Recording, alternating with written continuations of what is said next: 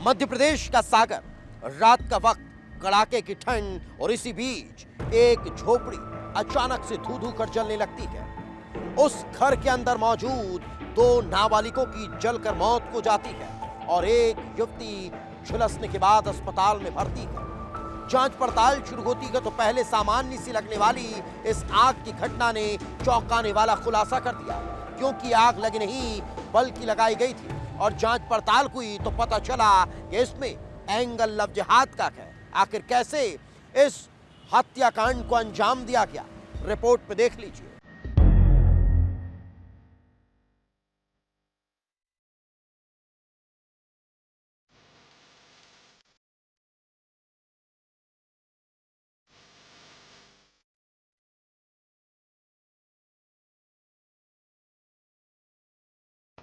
तारीख 5 दिसंबर, जगह सागर मध्य प्रदेश।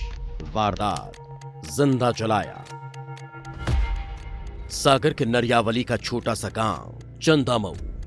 रात को चुकी थी, चारों तरफ सन्नाटा था, लेकिन तभी एक घर में आग धधक उठती है। झोपड़ी जल उठती है जिसके अंदर फंसी थी एक 23 साल की लड़की और उसके 2 छोटे भाई। आग बढ़ रही थी, झोपड़ी के अंदर बच्चे चीख रहे थे। देखते ही देखते आग ने पूरी झोपड़ी को अपनी आगोश में ले लिया। हर तरफ हड़कंप मच गया, लोग इकट्ठा हो गए। आग को काबू में कर घायलों को अस्पताल में भर्ती कराया गया। लड़की का इलाज जारी है, लेकिन पहले 14 साल के नाबालिग की मौत हो गई। फिर 17 साल के नाबालिग ने भी इलाज के दौरान दम तोड़ दिया। पुलिस जांच में जुटी थी। माना जा रहा था कि आग लगना एक हादसा है, लेकिन जब लड़की ने बयान दिया तो मामले ने नया मोड़ ले लिया।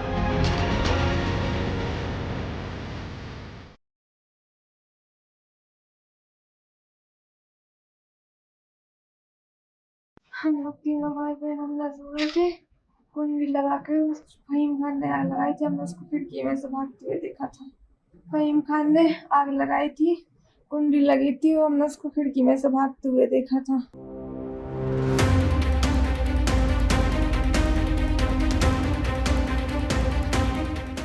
हर कोई हैरान रह गया, क्योंकि आग लगी नहीं थी बल्कि जानबूझकर लगाई गई थी।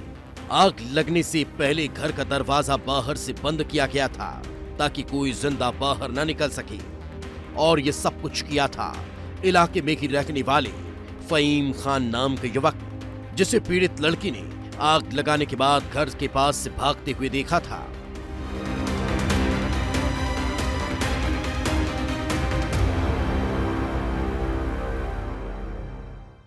आखिर कौन था फहीम खान, जिसने 3 लोगों को जिंदा जलाने की कोशिश की? उस दलित परिवार के साथ उसकी क्या दुश्मनी थी? उस लड़की और 2 बच्चों ने आखिर उसका क्या बिगाड़ा था?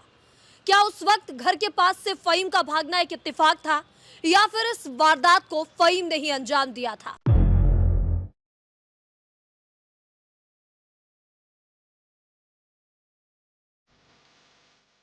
सवाल पर सवाल उठ रहे थे और फिर जो कहानी सामने आई, जिसकी नींव लव जिहाद पर रखी जा रही थी।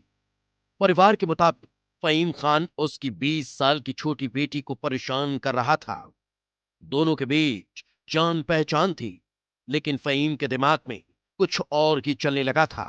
फहीम अब आए दिन लड़की को छेड़ने लगा था और जब परिवार ने विरोध किया तो फहीम ने देख लेने की धमकी दी, परिवार को खत्म करने की धमकी दी थी।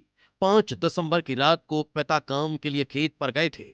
मां छोटी बेटी के साथ रिश्तेदार की शादी में गई थी और घर पर बड़ी बेटी अपने 2 भाइयों के साथ अकेली सो रही थी।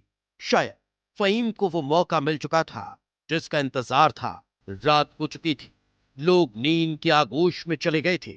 तभी एक खौफनाक वारदात इस खामोशी को तोड़ने के लिए दस्तक दे रही थी।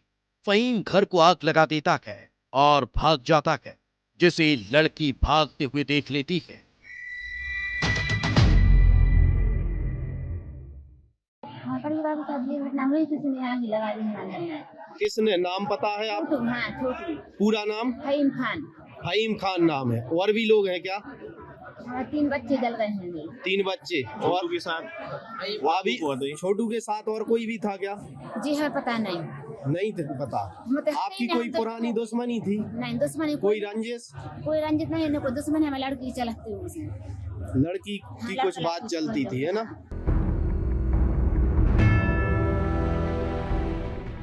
पुलिस फिलहाल मामले में ज्यादा कुछ बोलने से बच रही है, लेकिन मामले में जो भी तथ्य सामने आए उनकी बारीकी से जांच करने की बात कही जा रही है।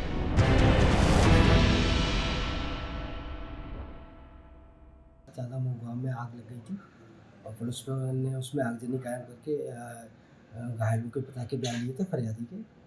उसके बाद 6 तारीख को इन लोगों के डीडी कथन मृतक बालक के और इस साक्षी लड़की के कथन हो चुकी है। मामला लव जिहाद से जुड़ने के बाद हिंदुवादी संगठन के लोग भी अस्पताल पहुंचे और पुलिस की कार्रवाई पर सवाल खड़े कर दिए। साथ ही जल्द से जल्द आरोपी की गिरफ्तारी की मांग कर रहे हैं।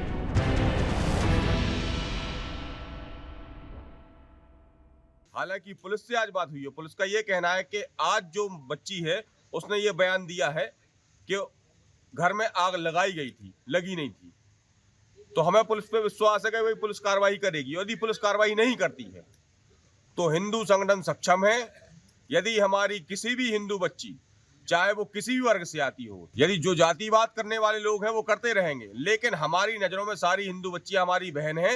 यदि कोई भी इन पर कोई गलत निगाह डालता है या हत्या दुर्घटना जैसी कार्रवाई करता है तो चाहे शहर को बंद करना पड़े, सागर जिले को बंद करना पड़े, हम बंद करेंगे, लेकिन कार्रवाई जरूर होगी और करनी पड़ेगी। आरोप सनसनीखेज हैं, वारदात चौंकाने वाली है, क्योंकि दो मासूम इस साजिश का शिकार हुए। एक बेटी जिंदगी और मौत से जूझ रही है। अब सवाल यही है कि आखिर पुलिस क्या कार्रवाई करती है? क्या उन मासूमों को इंसाफ मिलेगा जो नफरत की आग में जलकर राख हो गए? क्या उस लड़की को न्याय मिलेगा जो जिंदगी और मौत के बीच झूल रही है?